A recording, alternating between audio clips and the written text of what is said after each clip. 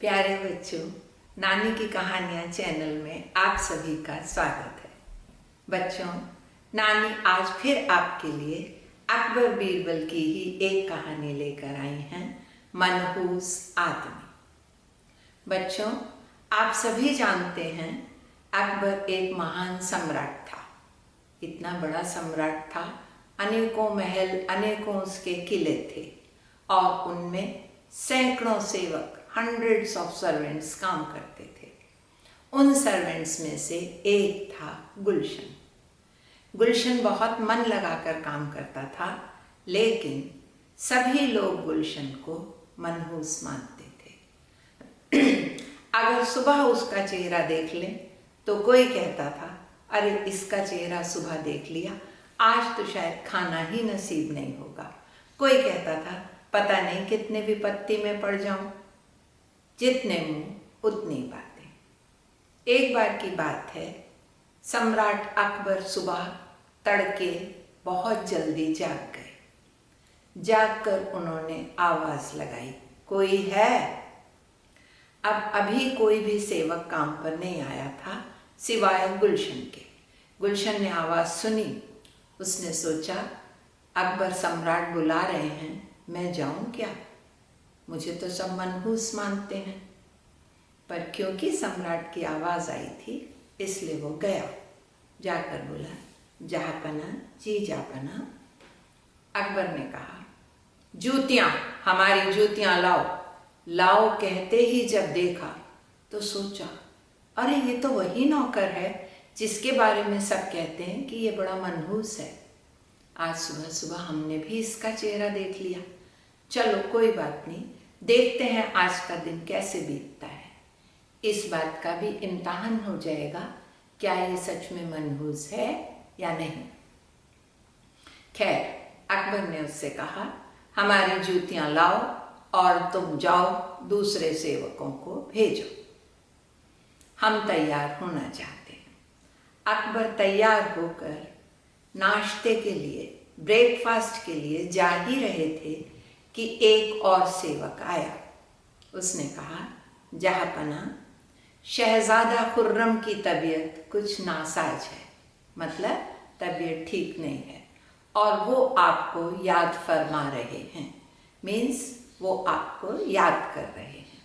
अकबर ने कहा, चलो चलकर पहले शहजादे को ही देख लेते हैं। अकबर शहजादे के कक्ष में पहुंचे तो देखा हकीम नब्ज पकड़े बैठा है। हकीम समझते हो बच्चों, जैसे आजकल हम बीमार होते हैं तो किसी डॉक्टर के पास जाते हैं और डॉक्टर स्टेथोस्कोप से देख करके हमें दवा देता है। लेकिन उस ज़माने में क्या होता था? उस ज़माने में चिकित्सा के लिए, इलाज के लिए जो होते थे उन्हें हम कहते थे हकीम, और वो नब्ज देखकर यूनानी तरीके से दवा देते थे। सो हकीम जी बैठे थे। महाराज को देखकर उन्होंने कहा, शहंशाह, शहजादे की तबीयत कुछ ज़्यादा गंभीर है, कुछ समय लगेगा, मैं दवाई दे रहा हूँ। बादशाह सलामत चिंतित होकर शहजादे के पलंग पर सिरहाने ही बैठ गए। काफ़ी समय बीत गया। हकीम साहब दवाइयाँ देते रहे। कुछ समय बाद बोले, शहंशाह, अब खतरा टल गया है, आप आ जाकर आराम फरमाएं, मैं यहाँ संभाल लूँगा। बादशाह सलामत अपने कक्ष की तरफ बढ़े कि चलो अब चलकर नाश्ता कर लेते हैं। अभी पहुँचे ही थे कि एक दूसरा सेवक भागता हुआ आया और बोला, शहंशाह, सुबह से बर्मा के राजदूत आपके इंतजार में बैठे हैं। शहंशाह ने कहा, चलो चलकर उन्हें भी मिल लेते हैं। अब बिना नाश्ता किए फिर अकबर बर्मा के राजदूत से मिलने चले गए। मिलकर आ ही रहे थे, अभी बैठने ही वाले थे कि एक वजीर भागता हुआ आया। कोर्निश करके बोला, शहंशाह, बुरी खबर लाया हूँ। हमारे राज्य के दक्षिण में लोगों ने बगावत कर दी है, यानी कुछ लोग रिबेलियस हो गए। तो अकबर ने कहा, जहां बगावत हुई है वहां के सिपह सालार को बुलाया जाए, सब बैठकर एक मीटिंग करेंगे कि इस प्रॉब्लम को कैसे सुलझाया जाए। अब क्योंकि विषय गंभीर था, मीटिंग जो शुरू हुई तो शाम होने आई मीटिंग चलती ही रही। मीटिंग के बाद अकबर ने कहा, हम बहुत थक गए हैं, सुबह से कुछ खाया भी नहीं है। वजीर ने कहा, शहंशाह मैं अभी आपके लिए शाम का नाश्ता भिजवाता हूं।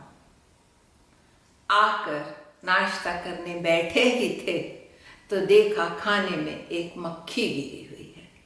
बोले, अरे इस खाने में तो मक्खी है। सेवक थर थर कांपने लगे। बोले, अभी तुरंत हम आपके लिए दूसरे खाने का इंतजाम करते हैं।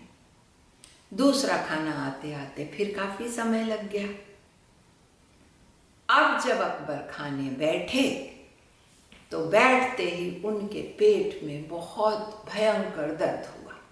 एकदम कराह उठे पीड़ा से और बोले, हकीम हकीम को बुलाया जाए। हकीम आया, नब्ज देखी और कहा, शहंशाह आपके पेट में तो वास्तव में सच में बहुत गंभीर समस्या हो रही है।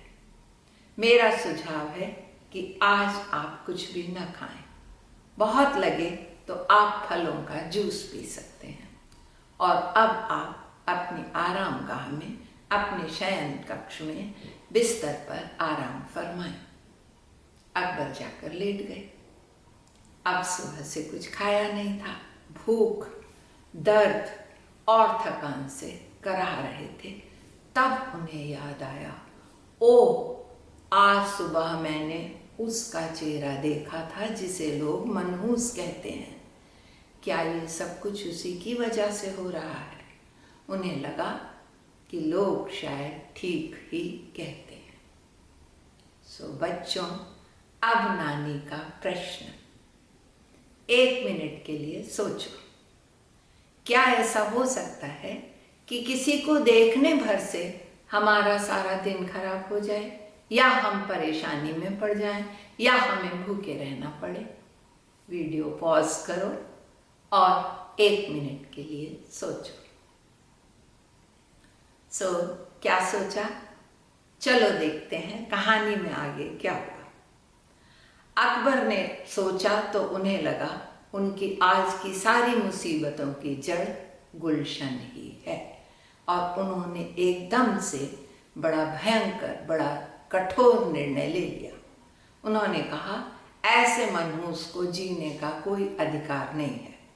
आज से परसों इसे फांसी दी जाएगी, इसे मृत्यु दंड दिया जाता है। फौरन शाही फरमान भेज दिया। सब लोग जो गुलशन को मनहूस मानते थे वो तो खुश हो गए। उन्होंने कहा, चलो अच्छा है, हमारा पीछा छूटेगा, अब हमें उस मनहूस की शक्ल ही नहीं देखनी पड़ेगी। लेकिन बीरबल ये सुनकर बहुत परेशान हो गए। लेकिन अब तक बीरबल महल के कायदे कानून जान गए थे। वो जानते थे शहंशाह से एकदम से उनके फरमान के बारे में कुछ कहा नहीं जा सकता। तो फांसी का दिन आ गया। गुलशन को राजा के सामने, अकबर के सामने फांसी के लिए लाया गया। जैसा कि रिवाज है, अकबर ने पूछा, बताओ तुम्हारी कोई आखिरी इच्छा है? उसने कहा, जहांपना, मैं चाहता हूं कि ये पर्चा आप एक बार देख लें। ऐसा कहकर कुछ लिखा हुआ था जिस पर ऐसा एक पर्चा पेपर जेब से निकाला और बादशाह सलामत को देने के लिए कहा। बादशाह ने कहा, पढ़कर सुनाओ क्या लिखा है। वजीर ने पढ़ा, बादशाह सलामत, आपने मेरा चेहरा देखा तो एक दिन आपको खाना नसीब नहीं हुआ, लेकिन मैंने सुबह आपका चेहरा देखा तो खाना तो छोड़िए, मुझे तो अपना जीवन ही छोड़ना पड़ रहा है। तो अब आप बताइए, मनहूस कौन है? बादशाह पढ़कर सन्न रह गए। उन्हें अपनी गलती का एहसास हो गया। उन्होंने फौरन आदेश दिया, फौरन ऑर्डर दिया कि इस गुलशन को रिहा किया जाए। इसे बहुत सारे इनाम दिए जाएं। पर उन्होंने कहा, गुलशन पहले ये बताओ, तुम्हें ये तहरीर लिखने की सलाह किसने दी? ये नोट लिखने का आइडिया तुम्हें किसने दिया? गुलशन ने कहा, शहंशाह, ये सलाह, ये आइडिया मुझे राजा बीरबल ने दिया था। अकबर ने कहा, बीरबल, आज तुमने हमें एक बहुत बड़े गुनाह से बचा लिया। एक बेकसूर की जान लेने के गुनाह से तुमने हमें बचा लिया। ऐसा कहकर अपने गले से माला उतारकर बीरबल को पहनाई और उसका बहुत धन्यवाद करा। सो बच्चों, आज की कहानी से हमें क्या शिक्षा मिलती है? कोई भी मनहूस नहीं होता। हमें किसी को भी मनहूस, जिंक्स्ड नहीं मानना चाहिए। हो सकता है कभी कभी हमें कोई परेशानी आ जाए, कोई दुविधा हो जाए, लेकिन उसके लिए किसी दूसरे को दोषी ठहराना ठीक नहीं है। सो कोई भी मनहूस नहीं माना जाना चाहिए। बच्चों, आज की कहानी कैसी लगी? अगर अच्छी लगी तो इसे लाइक करें, सब्सक्राइब करें और मिलते हैं अगले एपिसोड में एक नई कहानी के साथ। तब तक के लिए शुभ रात्रि। Okay, bye bye.